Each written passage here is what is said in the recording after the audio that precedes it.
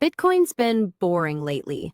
If you've been checking the charts hoping for some action, you've probably noticed that price is just sitting there doing nothing. We're seeing these tight ranges, minimal volatility, volume drying up, and the entire crypto space feels like it's asleep. Most people interpret this as nothing happening, as a time to check out and wait for something interesting.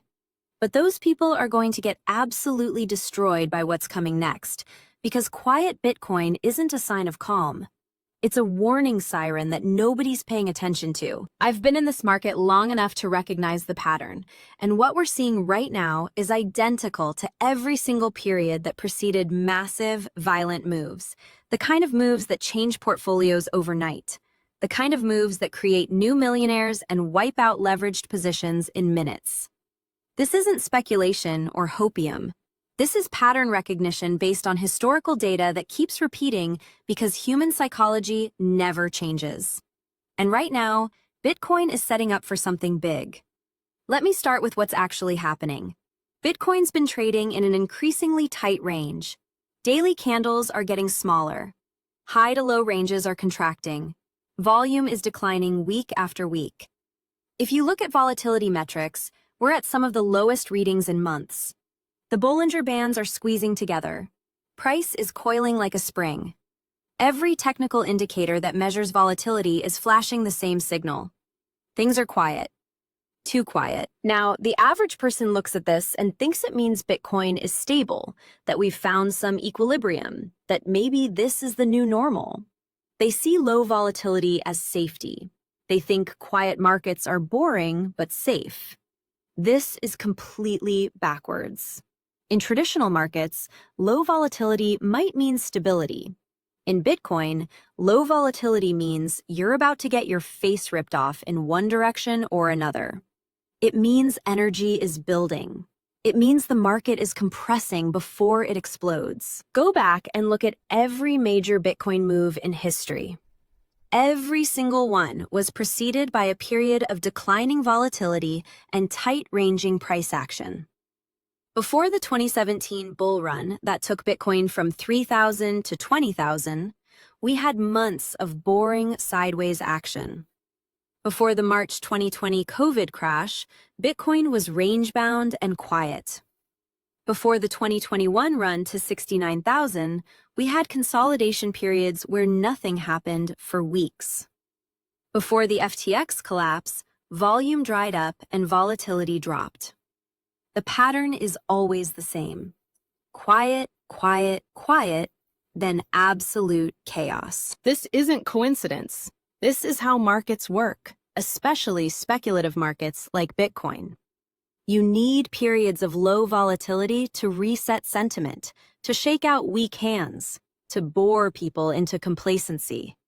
You need everyone to stop paying attention.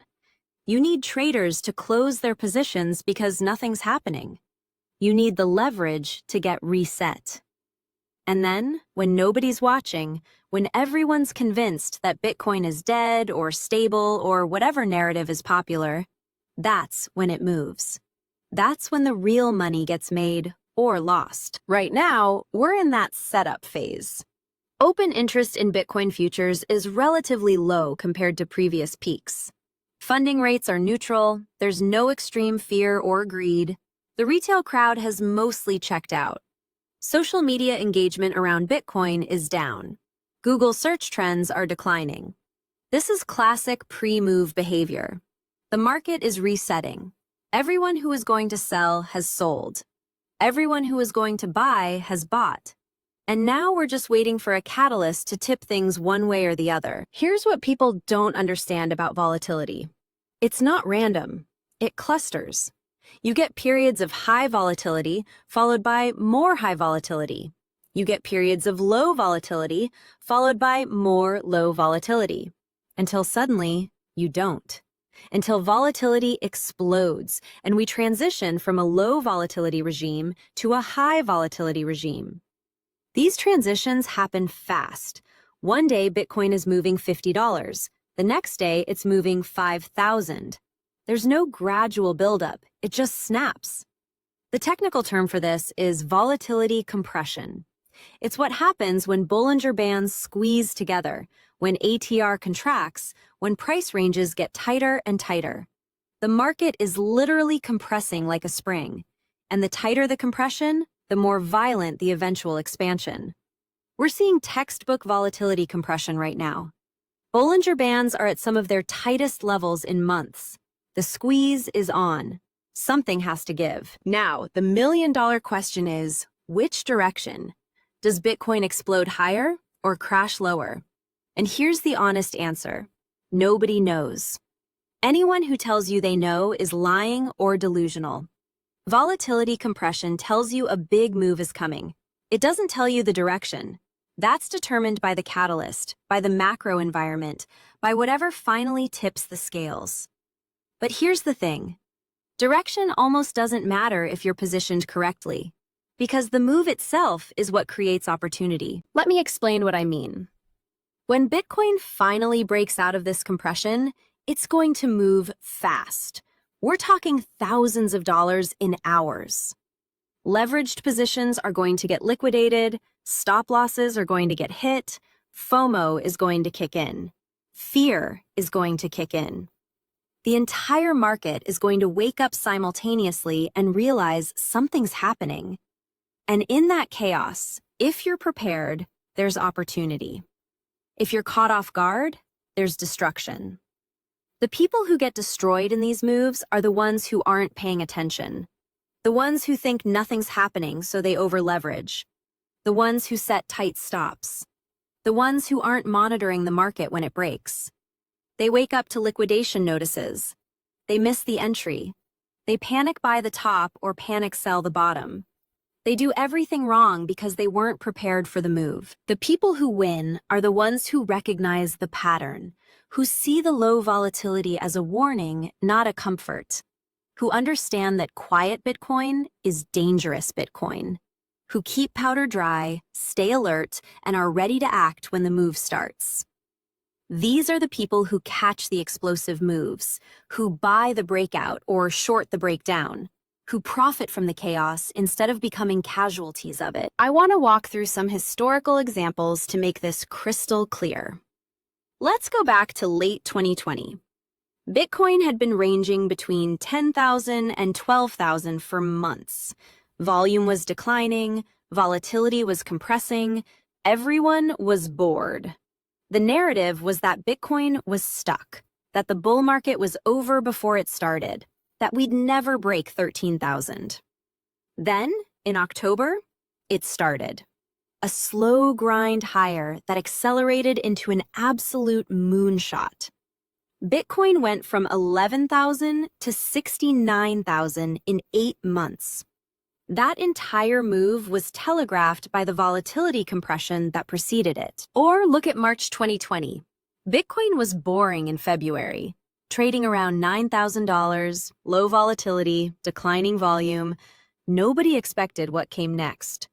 COVID panic hit, and Bitcoin dropped from 9,000 to 3,800 in 24 hours. 47% drawdown in a day. Liquidations everywhere. Exchanges crashed. It was absolute carnage. And it came out of nowhere for people who weren't watching the compression. Fast forward to summer 2021. Bitcoin was range-bound between 30,000 and 40,000 for months after the May crash. Everyone thought the bull market was over. Volatility compressed. Then, September hit, and Bitcoin ripped to 69,000 in 2 months. Another massive move that nobody saw coming, except the people watching the compression signals. Even the 2022 bear market had these setups. Bitcoin would compress into tight ranges, volatility would drop, then we'd get violent moves lower. Luna collapse, FTX collapse, each preceded by periods where nothing was happening, where everyone got bored and complacent. Then, boom, 20% moves overnight. The pattern is consistent across bull and bear markets, across macro environments, across everything. Low volatility in Bitcoin doesn't mean stability. It means a storm is coming. And right now, all the signals are flashing that we're in one of those pre-storm phases. Look at the current chart. Bitcoin's been trading in an increasingly tight range for weeks. We're bouncing between well-defined support and resistance levels. Each bounce is getting smaller. Price is coiling. Volume is declining on each test of support and resistance. This is textbook compression. The spring is winding tighter. When it releases, the move is going to be significant. Now, let's talk about what could trigger the move. Because volatility compression sets the stage, but you need a catalyst to actually start the explosion. In Bitcoin, catalysts come in many forms: macro news, regulatory developments, large institutional moves, technical breakouts, liquidation cascades. Sometimes the catalyst is obvious. Sometimes it comes out of nowhere. But the compressed volatility means that whatever the catalyst is, it's going to have an outsized impact. Right now, there are multiple potential catalysts on the horizon. We've got ongoing ETF flows that could accelerate or reverse. We've got regulatory uncertainty. We've got macro instability with interest rates and inflation concerns. We've got geopolitical tensions. We've got altcoin weakness that could spill into Bitcoin. We've got leverage building back up in the derivatives markets. Any one of these could be the trigger. Or it could be something nobody's thinking about. That's the nature of catalysts. You don't always see them coming. But here's what makes the current setup particularly interesting. We're compressing at relatively high prices compared to historical bear markets. We're not at 3,000 or 6,000. We're in the 40 to 50,000 range, depending on when you're watching this. High-level compression is often more bullish than low-level compression because it suggests that even at these prices, selling pressure is exhausted. Nobody wants to sell. But buyers aren't aggressive either. We're in equilibrium. And when equilibrium breaks at high levels, it often breaks higher. Of course, it could also break lower. Maybe these prices are too high. Maybe the market needs to retest lower levels. Maybe we're setting up for a dump that takes us back to the 30s or lower. That's entirely possible. But the key point is that whichever way it breaks, the move is going to be violent. You're not going to get a slow drift lower or a gradual grind higher. You're going to get thousands of dollars of movement in short time frames. This is where position sizing becomes critical. When volatility is low and everyone's bored, that's actually the time to be most careful with leverage. Because you're not being compensated for the risk. The potential upside of catching a small move doesn't justify the risk of getting caught in the explosive move that's coming. But people do the opposite. They see low volatility and think it's safe to add leverage. They figure stops are tight, risk is low, why not size up? Then the market gaps through their stops and they're liquidated before they can react. The smart play during volatility compression is to stay patient, keep positions small, wait for the break. Then, when it happens, that's when you can be aggressive. That's when the risk-reward is actually in your favor. Because at that point, volatility is expanding, momentum is clear, and you're riding the wave instead of trying to predict which way it'll go. I also want to address the psychological aspect of this. Quiet markets are torture for traders. We're wired to want action. We want to see our positions moving. We want excitement. When nothing's happening, we get bored. We start taking bad trades just to feel something. We convince ourselves that we're missing opportunities. This is how people get chopped up during compression phases. They overtrade. They force it. They give back profits or dig holes trying to manufacture action that isn't there.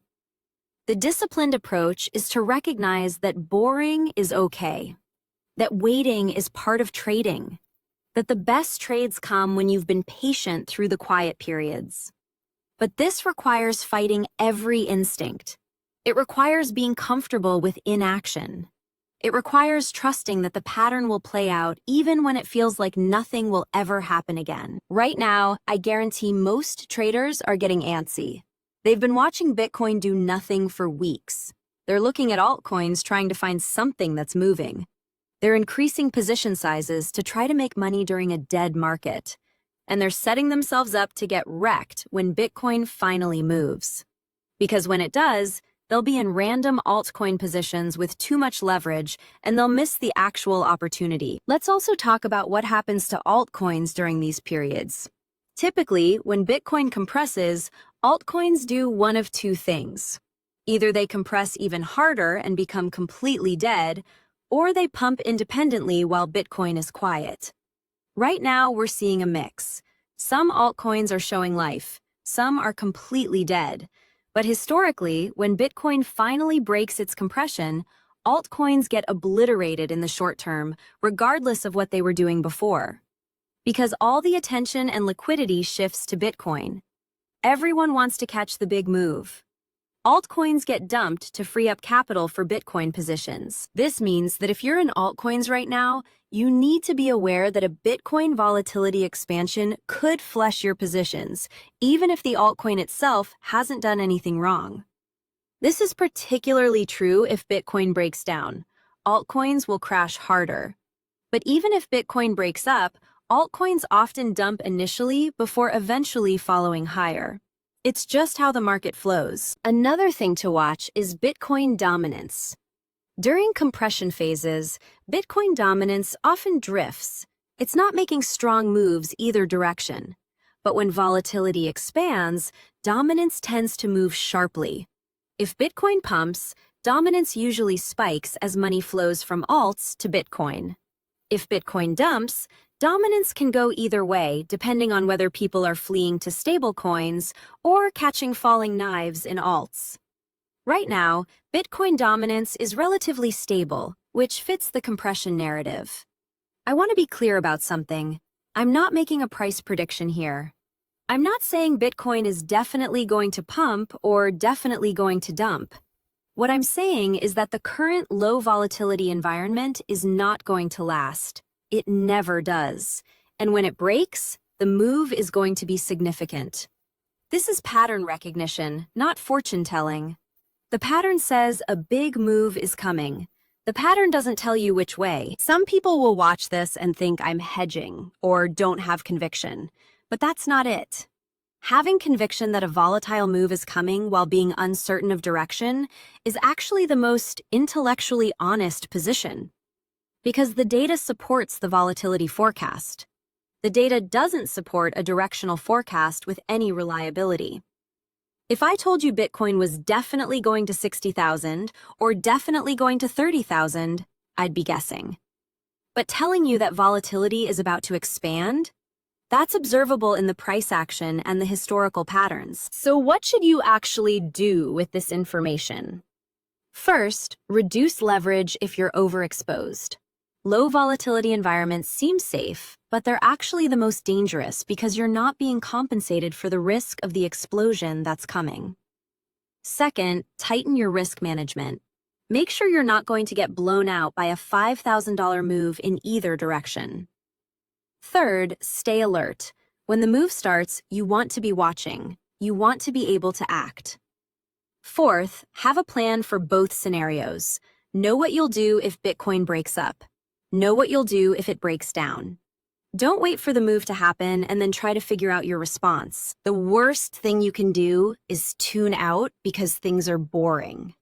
That's exactly what the market wants. It wants you bored and complacent. It wants you to stop watching, because that's when it strikes. Every single person who's been in Bitcoin for more than a cycle has stories about the moves they missed because they stopped paying attention during quiet periods. Don't be that person. I also want to address the macro backdrop because it matters for what happens when Bitcoin finally moves. We're in a weird macro environment right now. Inflation concerns haven't gone away, but they're not the dominant narrative. Interest rates are stabilized, but still relatively high. The economy is showing mixed signals. Geopolitical tensions are elevated. It's uncertain, which means when Bitcoin moves, the macro narrative that emerges will influence whether it's sustained or gets faded. If Bitcoin breaks up and the narrative becomes risk on, liquidity returning, Fed pivoting, that could fuel a sustained move. If Bitcoin breaks down and the narrative becomes recession incoming, risk off, sell everything, that could fuel a sustained move lower.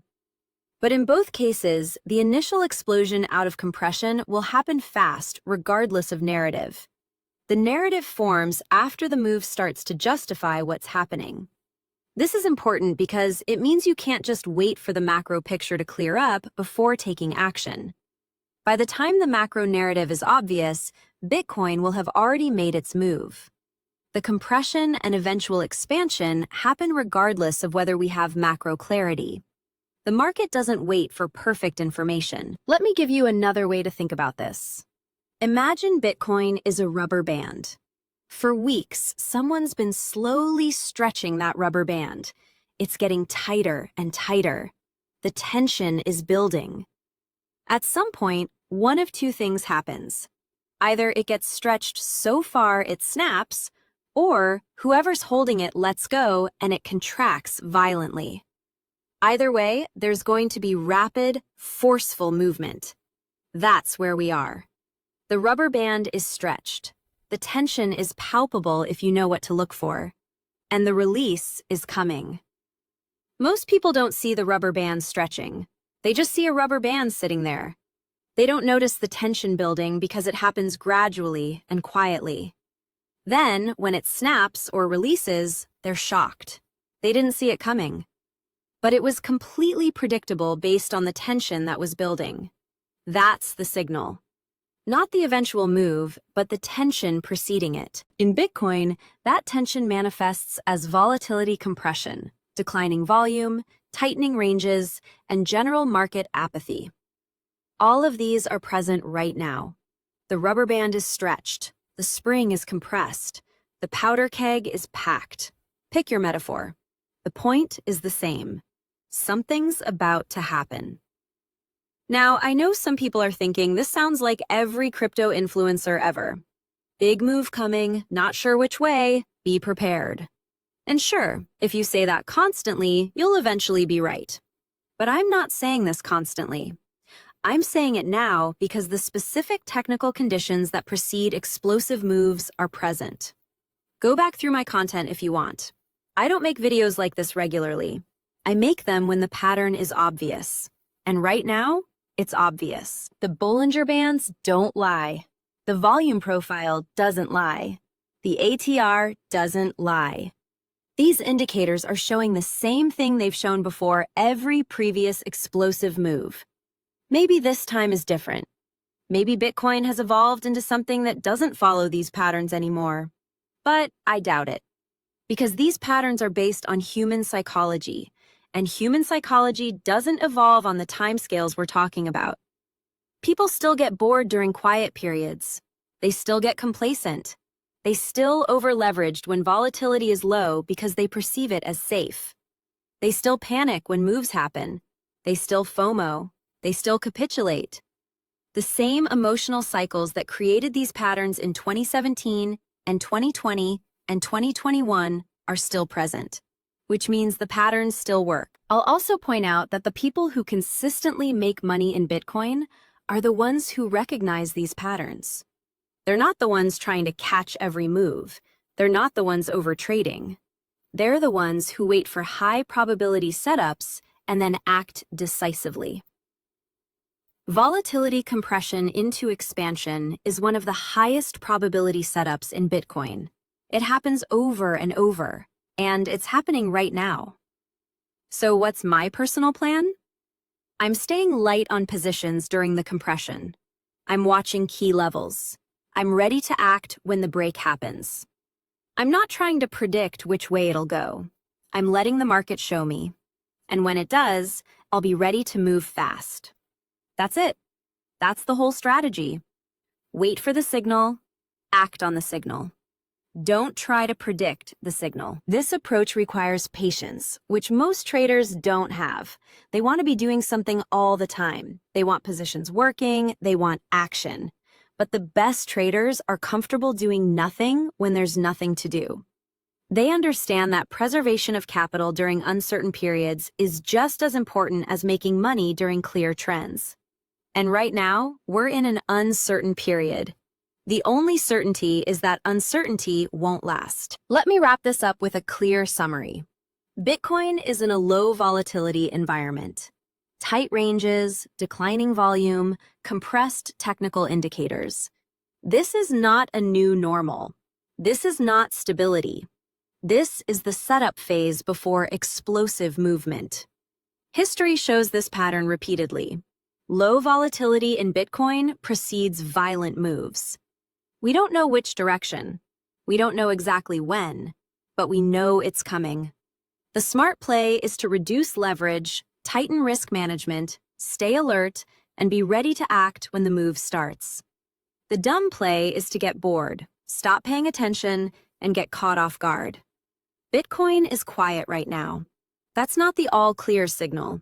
That's the warning. Pay attention.